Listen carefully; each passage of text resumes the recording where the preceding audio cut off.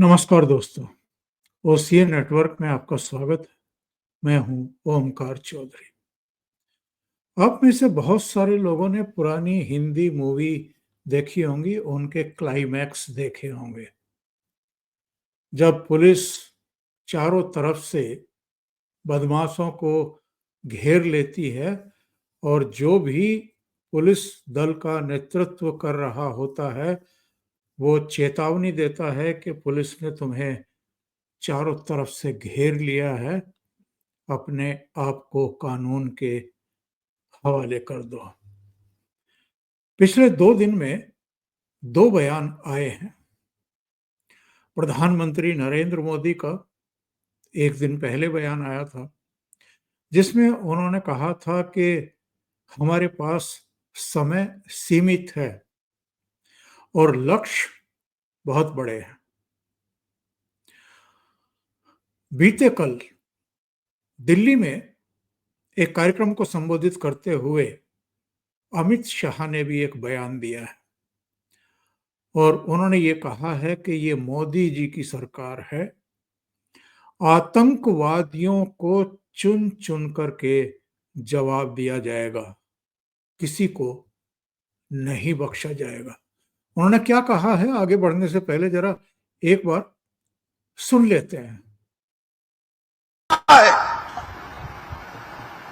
कि हमारी बड़ी जीत है, तो एक बात मन से समझ लीजिए, ये नरेंद्र मोदी सरकार है, किसी को बख्शा नहीं जाएगा, किसी को बख्शा नहीं जाएगा। इस देश की इंच इंच भूमि पर से आतंकवाद को मूल समेत उखाड़ने का हमारा संकल्प है और वो सिद्ध होकर रहेगा। और इस लड़ाई में न केवल 140 करोड़ भारतीय, पूरी दुनिया भारत के साथ खड़ी है। लामबंद होकर सभी दुनिया के देश एकमुश्त होकर आतंकवाद के खिलाफ ये लड़ाई में भारत की जनता के साथ खड़े हैं। और मैं फिर से संकल्प दोहराना चाहता हूं, जब तक आतंकवाद समाप्त नहीं होगा, हमारी लड़ाई चालू रहेगी और जिन लोगों ने एक कृत्य किया है, उसका उचित दंड उनको निश्चित रूप से दिया जाएगा। अमित शाह ने जो कुछ कहा है, इसको ध्यान में रखिएगा। इसी पर आज चर्चा करने जा रहे हैं। अभी 2-3 दिन पहले तक जो नवाज शरीफ की बेटी और इस समय पाकिस्तान पंजाब की मुख्यमंत्री है मरियम नवाज, वहां के जो रक्षा मंत्री हैं, वहां के जो उप प्रधानमंत्री हैं, ये धमकियां दे रहे थे कि पाकिस्तान परमाणु हथियारों से संपन्न है। और आज क्या स्थिति है? 3-4 दिन में ही इनकी हैकड़ी निकल चुकी है। अब हालत ये है कि वॉशिंगटन में जो पाकिस्तान के इनके राजदूत हैं, उच्चायुक्त हैं, वो ट्रंप प्रशासन के सामने गिड़गिड़ा रहे हैं, हमें बचा लीजिए। जो बीजिंग में है, वो चीन की शी जिनपिंग सरकार के सामने उसी तरीके से गिड़गिड़ा रहे हैं, टांगे कांप रही हैं और वो कह रहे हैं कि किसी भी तरह करके हमें बचाइए और भारत के खौफ से किसी भी तरीके से हमें स्पेयर करिए। लेकिन चीन हो, अमेरिका हो या कोई और देश हो, एक मैं टॉक शो देख रहा था, इंटरव्यू देख रहा था नजम सेठी का, पाकिस्तान के ही एक चैनल पर, ऑनलाइन चैनल पर। जो एंकर थी वो उनसे पूछ रही थी कि क्या कोई तीसरी ताकत है इस समय जो भारत को रोक सके हमला करने से। और नजम सेठी का कहना ये था कि आज की तारीख में भारत को रोकने वाला दुनिया में कोई नहीं है और पाकिस्तान के साथ भी दुनिया में कोई खड़ा हुआ नहीं है। ये पाकिस्तान के वहाँ के पूर्व पत्रकार और जो उनकी क्रिकेट एसोसिएशन है, बोर्ड है, उसके भी अध्यक्ष रह चुके हैं, महत्वपूर्ण लेखक और पत्रकार हैं नजम सेठी। उनका ये कहना था। उनका कहना था कि कूटनीतिक क्षेत्र में हो या आर्थिक मोर्चे पर भारत जो है आज इतना शक्तिशाली देश है कि उसको कोई रोकने की स्थिति में नहीं है। वैसे आज जब हम बात कर रहे हैं 2 मई को, तो ठीक 10 दिन हो गए हैं पहलगाम की उस घटना को, उस नरसंहार को। और बहुत लोग हैं जो ये पूछ रहे हैं कि भाई इतने दिन हो गए हैं, मोदी सरकार अभी तक भी खामोश क्यों है, चुप क्यों है और सीधी कार्रवाई क्यों नहीं कर रही है।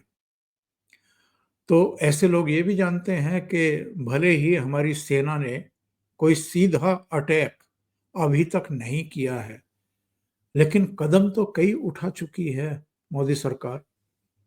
सिंधु जल संधि जो 1960 की चली आ रही थी और जिसको एक न्यूक्लियर अटैक से कम नहीं माना जा रहा है पाकिस्तान के ऊपर, उस जल संधि को वो स्थगित कर चुकी है।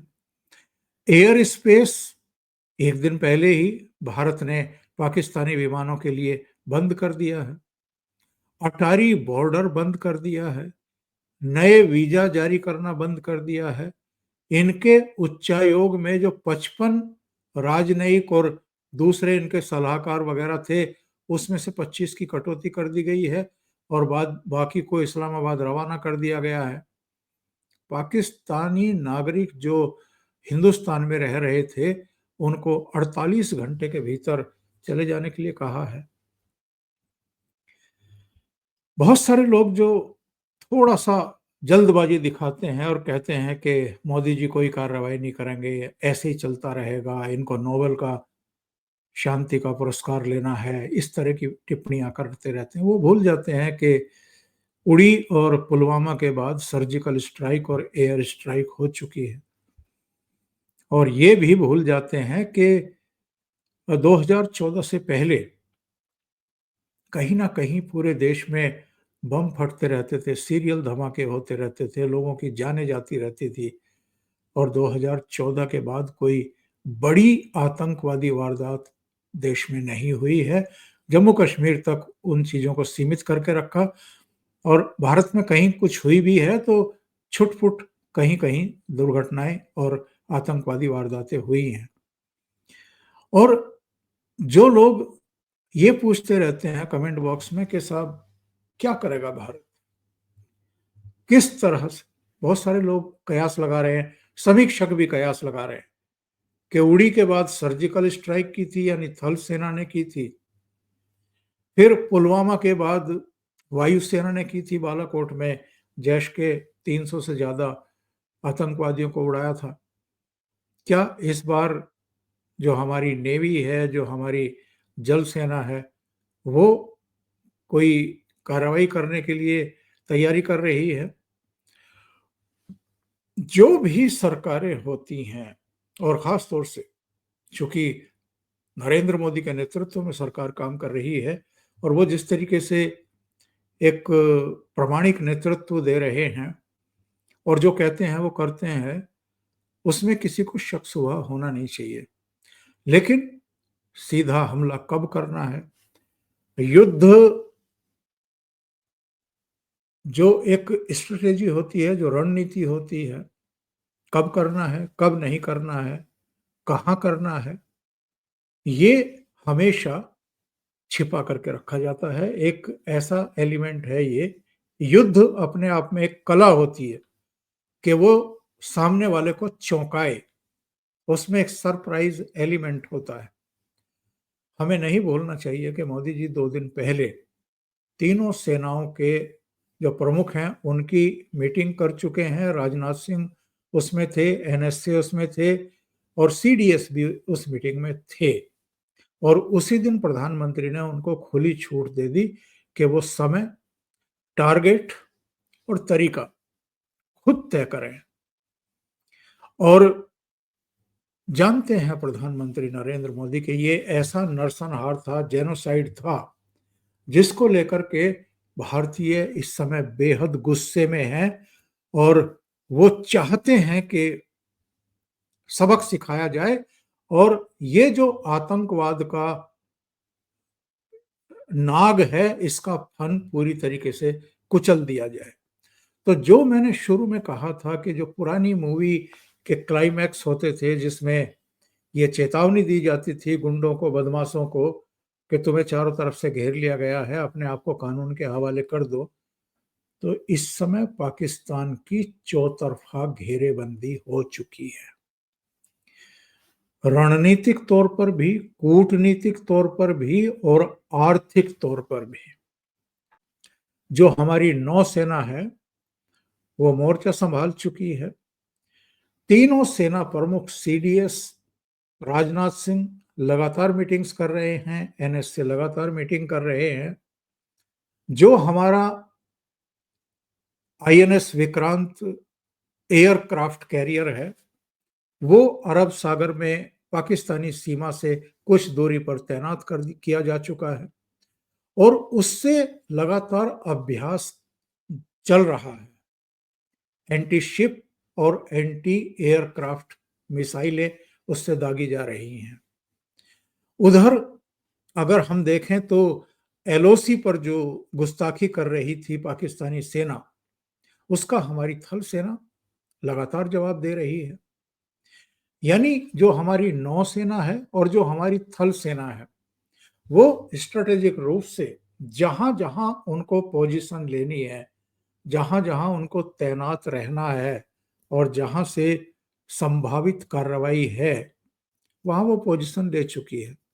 जहां तक वायुसेना का सवाल है, 2 दिन पहले हमारे 4 राफेल पाकिस्तानी सीमा के पास टहल करके आए हैं, जिस पर वहां पाकिस्तानी सेना ने और वायुसेना ने ये उड़ाने की कोशिश की कि साहब, हमने जब घेराबंदी की तो भारत के 4 राफेल जो हैं वो हमारी सीमा से दूर चले गए। वास्तविकता ये है कि वो सिर्फ और सिर्फ अपनी सरहदों की रक्षा करने के लिए अपनी ही सरहद के भीतर थे और वो एक बस राउंड लगा करके और पाकिस्तान को ये बता करके भी कि हम यही हैं और जब भी ऊपर से आदेश मिलेगा तो हम कार्रवाई करेंगे। जो मैं कह रहा हूं कि कूटनीतिक, रणनीतिक और आर्थिक ये तैयारी भारत कर चुका है। कूटनीतिक तैयारी कैसे कर चुका है? यूएनएससी में जो 15 सदस्य होते हैं, जिनमें 5 परमानेंट होते हैं और 10 अस्थायी टेम्परेरी होते हैं, उन 10 में से एक पाकिस्तान भी है और जो बाकी के 9 हैं उनमें दक्षिण कोरिया है, उनमें अल्जीरिया है, उनमें डेनमार्क है, ग्रीस है, गयाना है, पनामा है, स्लोवेनिया है, इसके अलावा सिएरा लियोन है और सोमालिया है। इन 9 देशों के विदेश मंत्रियों से हमारे विदेश मंत्री एस जयशंकर की बातचीत हो चुकी है और जहां जहां भारत समझ रहा है कि वहां पर डोजियर दिए जाने चाहिए, सबूत दिए जाने चाहिए कि पाकिस्तान की गुस्ताखियां बंद नहीं हो रही हैं, कम नहीं हो रही हैं, ये लगातार भारत पर अटैक करवा रहा है आतंकवादियों के जरिए। और टीआरएफ ने इस नरसंहार के बाद, जिसमें 28 लोग मारे गए, जिनमें से 26 हिंदू थे, इसके तुरंत बाद टीआरएफ ने इसकी जिम्मेदारी ली थी। लेकिन जब पाकिस्तान को यह दिखाई दिया कि टीआरएफ तो हमारे अपने देश में बैठा हुआ है, तो उसके बाद उस पर प्रेशर बिल्डअप किया गया और उससे खंडन करवाया गया कि तुम इसको डिसोन करो, नहीं तो पाकिस्तान के ऊपर बन आती कि टीआरएफ अगर तुम्हारे यहाँ बैठा हुआ है और हाफिज सईद की नाक के नीचे काम करता है, तो फिर पाकिस्तान पर भी इसकी आंच आनी ही आनी है। भले ही उसने खंडन कर दिया, भले ही यूएनएससी ने जो इस हमले की निंदा का एक प्रस्ताव पारित किया है, उसमें से पाकिस्तान टीआरएफ का नाम निकलवाने में कामयाब हो गया, लेकिन भारत ने पूरी दुनिया में जिन जिनको डोजियर भेजना है, जिनसे संपर्क करना है, जिनको समझाना है, जिनको विश्वास में लेना है, और यूएन में भी और दूसरे मंचों पर भी पाकिस्तान की घेराबंदी करनी है, इन देशों को कन्विंस करके, वो काम एस जयशंकर कर रहे हैं और प्रधानमंत्री नरेंद्र मोदी भी कर रहे हैं। बहुत से राष्ट्र प्रमुखों से प्रधानमंत्री की भी बातचीत हो चुकी है और विदेश मंत्री लगातार कर रहे हैं।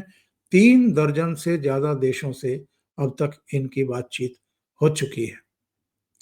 और जो यूएनएससी है, उसमें भी भारत वहां मोर्चा संभाले हुए है। इस समय जो तैयारी पाकिस्तान की तरफ से हो रही है, जहां जहां इन्होंने सेना तैनात की है, अपने जवान तैनात किए हैं, क्योंकि इनको भी कुछ हवाई जहाज उड़ाने पड़ रहे हैं। जो मोटा अनुमान है वो ये है कि करीब 2000 करोड़ रुपया रोजाना पाकिस्तान को इस समय खर्च करना पड़ रहा है, बस ये शो करने के लिए कि वो भी तैयार है। और जब वाकई अटैक होगा, उसके बाद उसका खर्चा कहां जाकर के बैठेगा, इसका अंदाजा भी नहीं लगा सकते।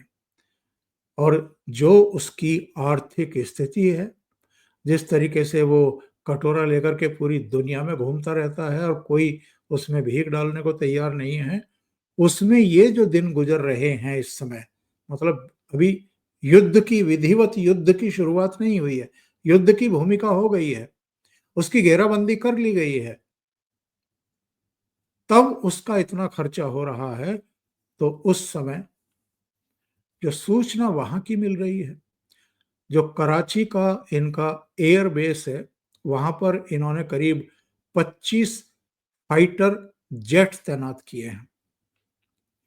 यानी बहुत बुरी तरह डरा हुआ है जब से हमारा एयरक्राफ्ट आईएनएस विक्रांत अरब सागर में पाकिस्तान की सरहद से कुछ दूरी पर खड़ा हुआ है और वहां लगातार अभ्यास चल रहे हैं। मिसाइलें वगैरह और दूसरी चीजें जो हैं वो दागी जा रही हैं, तब से बहुत घबराया हुआ है। और ये जो कराची का एयरबेस है, ये कितना अहम है, आप बस इससे अंदाजा लगाइए। एक घटना का उल्लेख मैं करता हूं। 1971 में हमारे कुछ एयरबेस को पाकिस्तान ने टारगेट किया था और उसके बाद जो कराची का एयरबेस था, ये ऐसा उड़ाया था भारत ने, 7 दिन तक उसमें आग नहीं बुझ पाई थी और ये कई महीने तक ऑपरेशनल नहीं हो पाया था। ये तो 1971 की घटना है, आज तो 2025 है। और भारत की आज जो स्थिति है वो मुझे बताने की जरूरत नहीं है। और पाकिस्तान वैसे भी घिर चुका है, वो किसी भी मंच पर भारत के सामने टिक ही नहीं सकता। ये नहीं कह सकता कि पहलगाम की घटना के पीछे उसकी कोई भूमिका नहीं है, क्योंकि इनके जो रक्षा मंत्री हैं ख्वाजा आसिफ, वो तो खुद ही स्वीकार कर चुके हैं अभी 4-5 दिन पहले कि हमारे यहाँ तो 30 साल तक जिहादी और आतंकवादी तैयार किए जाते रहे, उनको हम ट्रेनिंग देते रहे अमेरिका के और ब्रिटेन के कहने पर। और ये जिहादी और आतंकवादी क्यों तैयार किए थे इन्होंने? क्योंकि सोवियत संघ ने जब अफगानिस्तान पर अटैक किया था, तो अमेरिका को, ब्रिटेन को, इन सबको लगता था कि सोवियत संघ को बैकफुट पर धकेलने के लिए तब तक ये इसका विघटन नहीं हुआ था, ये सोवियत संघ ही कहलाता था। बाद में विघटन हुआ तो बहुत सारे देश रूस से बाहर निकल गए थे। तो सोवियत संघ को बैकफुट पर धकेलने के लिए और कमजोर करने के लिए जिहादी अरबों डॉलर पाकिस्तान को भिजवा करके जिहादी और आतंकवादी तैयार किए गए थे। और बाद में पाकिस्तान ने उनका मिसयूज कश्मीर की अपनी हसरत पूरी करने के लिए भारत में करने का फैसला कर लिया था। तो ये लोग किस मुंह से ये कहेंगे, जो इमरान खान भी कह चुके हैं प्रधानमंत्री के तौर पर, कि अमेरिका और ब्रिटेन के कहने पर हम आतंकवादी तैयार करते रहे, हमारी मिलिट्री उनको ट्रेनिंग देती रही। और अब ये रक्षा मंत्री हैं ख्वाजा आसिफ, अब ये कह रहे हैं। तो ये भाग नहीं सकते हैं, घिर चुके हैं बहुत बुरी तरीके से। और अगर सरेंडर नहीं करते हैं, अगर उन आतंकवादियों के सरगनाओं को भारत को नहीं सौंपते हैं, तो जो वो हिंदी मूवी के लास्ट सीन की मैं बात कर रहा था, क्लाइमैक्स की, वैसी ही सिचुएशन इस समय पाकिस्तान की आ चुकी है। अभी के लिए इतना ही। बहुत बहुत धन्यवाद। अगर आपको ये चैनल और इसके कंटेंट पसंद आ रहे हैं तो लाइक करें, कमेंट करें, वीडियो को शेयर भी करें। अभी तक अगर आपने ये चैनल सब्सक्राइब नहीं किया है तो सब्सक्राइब कर लें और साथ में लगे बेल आइकॉन को दबाना ना भूलें, ताकि आगे आने वाले वीडियो और उनके नोटिफिकेशन आप तक पहुंचते रहें। बहुत बहुत धन्यवाद। नमस्कार।